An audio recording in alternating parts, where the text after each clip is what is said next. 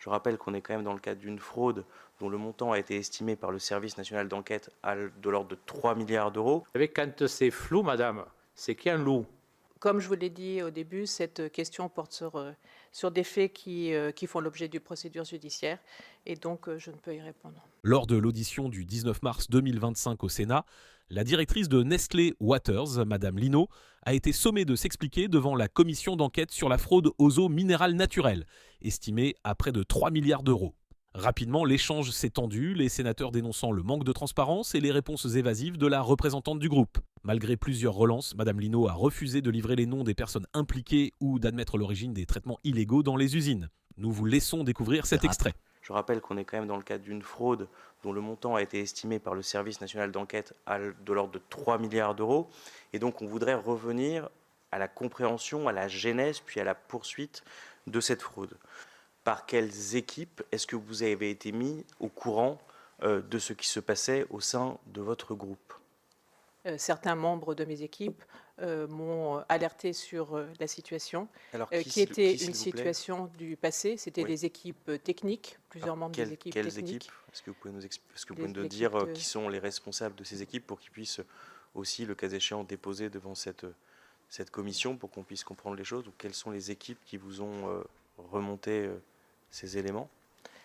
Donc, j'ai travaillé avec ces équipes techniques qui m'ont apporté... Je me permets de reposer ma question. Quel était le chef de cette équipe technique ? Quelle est la personne, s'il vous plaît, qui vous a informé de la situation, pour que nous puissions retracer la manière dont les choses se sont passées au sein du groupe dans les années antérieures. Donc, quelle est la personne qui vous a informé ?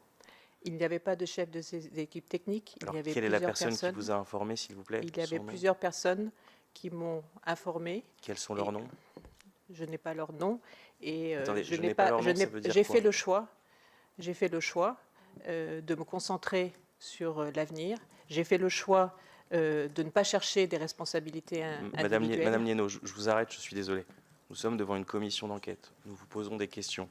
Ces questions, encore une fois, elles sont légitimes, elles permettent de comprendre ce qui s'est passé chez vous, la manière dont vous avez réagi et la manière dont les consommateurs, les Français, peuvent vous faire confiance aussi sur la suite et l'avenir de votre plan de transformation. Nous entendons ce que vous dites sur le fait que vous avez mis en place un certain nombre de choses.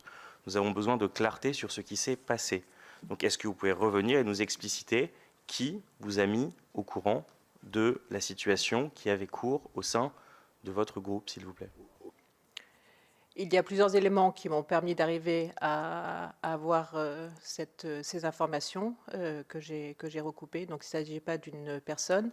Et j'ai fait le choix avec mes équipes, ces équipes qui avaient la compréhension d'une situation qui était héritée du passé et dont j'ignore l'origine. J'ai fait le choix avec ces équipes, et c'était mon choix, de ne pas chercher des responsabilités individuelles, mais de continuer à travailler et de mettre toute l'énergie à trouver des solutions. C'était ma décision. Vous refusez de répondre à la question de cette commission d'enquête, qui est de savoir qui vous a informé, quels étaient leurs postes. Vous savez, quand c'est flou, madame, c'est qu'il y a un loup. Et donc, est-ce que vous pouvez préciser, c'est plus dans votre intérêt, enfin, vous savez, moi, c'est plus dans votre intérêt, et l'intérêt surtout, je pense, de la maison Nestlé, enfin, je peux me permettre. Donc, comme je vous l'ai dit au début, cette question porte sur des faits qui font l'objet d'une procédure judiciaire, et donc je ne peux y répondre. Pas du tout, madame, je suis désolé, mais je suis obligé de sortir un article. La personne qui ne comparaît pas, refuse de déposer ou de prêter serment, c'est plutôt de refuser de déposer, devant une commission d'enquête est passible de 2 ans d'emprisonnement et 7 500 € d'amende. Le refus de communiquer les documents demandés par le rapporteur d'une commission d'enquête est passible de même peine. Vous êtes donc tenu de répondre aux questions posées. Je vous rappelle qu'outre les peines mentionnées, le tribunal saisi peut prononcer l'interdiction de toute partie de l'exercice des droits civiques pour une durée de 2 ans à compter de l'issue de la peine. Je vous demande, je vous prie pour une dernière fois, madame, de bien vouloir répondre à la question, et je demande à monsieur le rapporteur de vous la reposer, s'il vous plaît. Je la repose bien volontiers, monsieur le président. Autrement, j'en tirerai toutes les conséquences. Je la repose bien volontiers, monsieur le président. Est-ce que vous pouvez m'indiquer quelles étaient les personnes qui vous ont mis au courant de l'utilisation des traitements illégaux chez Nestlé Waters ?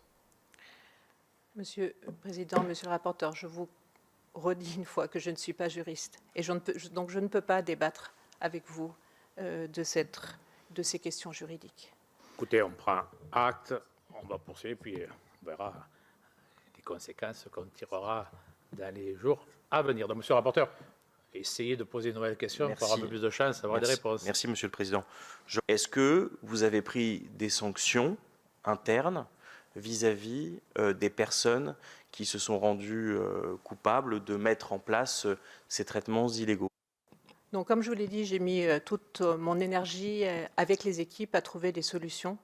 J'ai fait des choix Est-ce que vous pouvez juste managériaux. répondre une fois à une question? Ça nous aiderait quand même, madame. Je suis désolé, mais donc, est-ce que vous voulez bien répondre j'ai à nos fait- questions? j'ai fait Parce que le les choix. éléments de langage avant chaque réponse, ça rend vraiment de manière difficile le fait de travailler et d'avoir une commission qui sert à quelque chose. Donc, s'il vous plaît, répondez aux questions qu'on vous pose. Et les prétéritions de langage sont vraiment compliquées pour nous. Merci.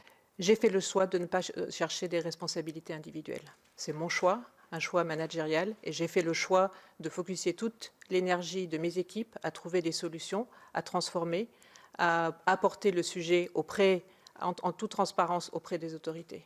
C'est un choix que j'ai fait. D'accord. Est-ce que vous Et avez... je l'assume. D'accord.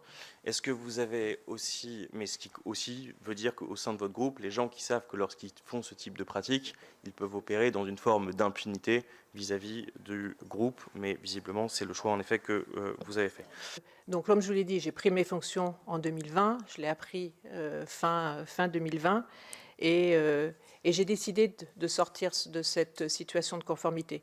La première chose que j'ai faite, c'est que je me suis assurée que la sécurité alimentaire avait toujours été préservée. Et je me suis assurée aussi qu'il y avait des solutions.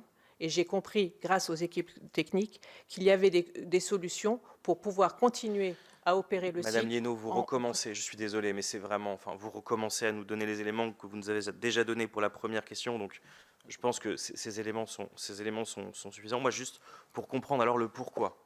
Il y avait des traitements illégaux dans le dispositif. Est-ce que vous avez, au moins, vu que vous les avez retirés pour mettre autre chose, c'est que vous avez quand même forcément fait l'analyse de ce à quoi ils servaient. Et d'ailleurs, vous aviez dit au gouvernement que vous ne pouviez pas les retirer pour rien. Vous avez dû mettre autre chose, un plan de transformation en place. Donc, est-ce que vous pouvez nous expliquer pourquoi ces traitements illégaux étaient dans les usines? Quels étaient leurs objectifs? Quels étaient leurs rôles?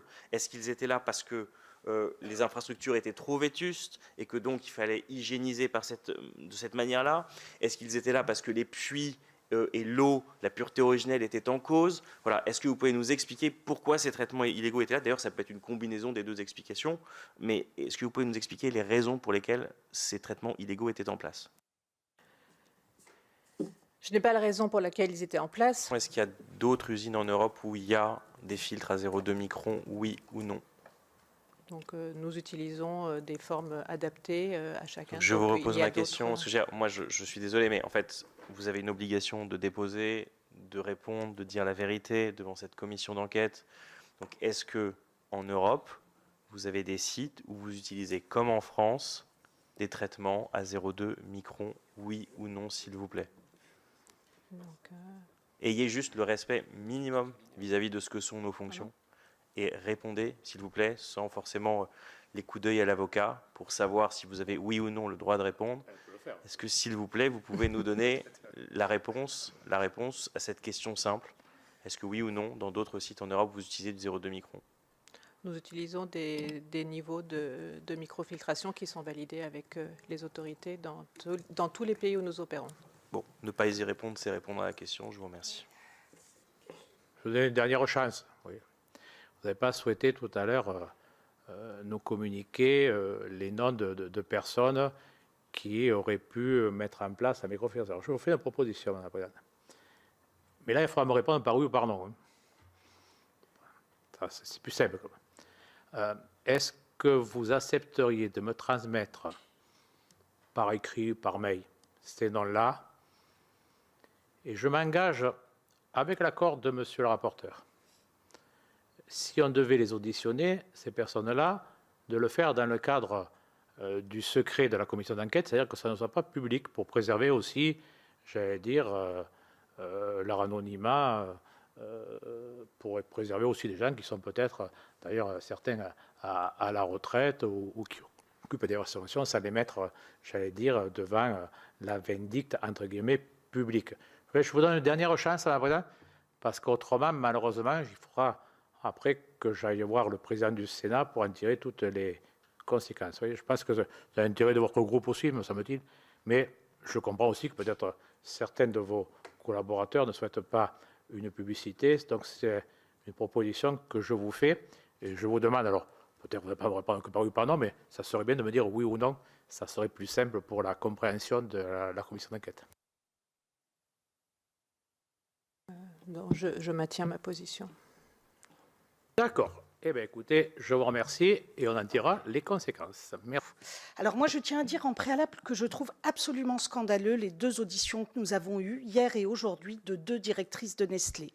Nous sommes la représentation nationale dans des missions très précises qui sont une commission d'enquête. J'étais préalablement, moi, en charge d'une mission d'information et j'y reviendrai d'ailleurs tout à l'heure. Et je trouve que c'est vraiment très irrespectueux à l'égard de la représentation nationale, mais à travers nous, à l'égard des citoyens et également à l'égard de vos consommateurs, que de tourner comme ça en rond autour d'éléments de langage qui ont été préécrits par vos avocats, comme si effectivement vous n'aviez rien à dire. Or, moi, je trouve que quand un groupe fraude depuis aussi longtemps, puisque ça fait 20 ans que vous percevez des filtres, recevez des filtres, donc ça fait au moins 20 ans que vous fraudez, que vous produisez donc de l'eau minérale qui ne doit pas en être, puisque l'eau minérale ne doit pas subir les traitements que vous lui avez fait subir, eh bien je trouve qu'un peu de transparence aurait été tout à l'honneur de Nestlé. Merci pour votre attention. Si ce contenu vous a intéressé, n'hésitez pas à laisser un like et à vous abonner à la chaîne. Votre soutien contribue directement à la poursuite de ce travail d'information. À bientôt.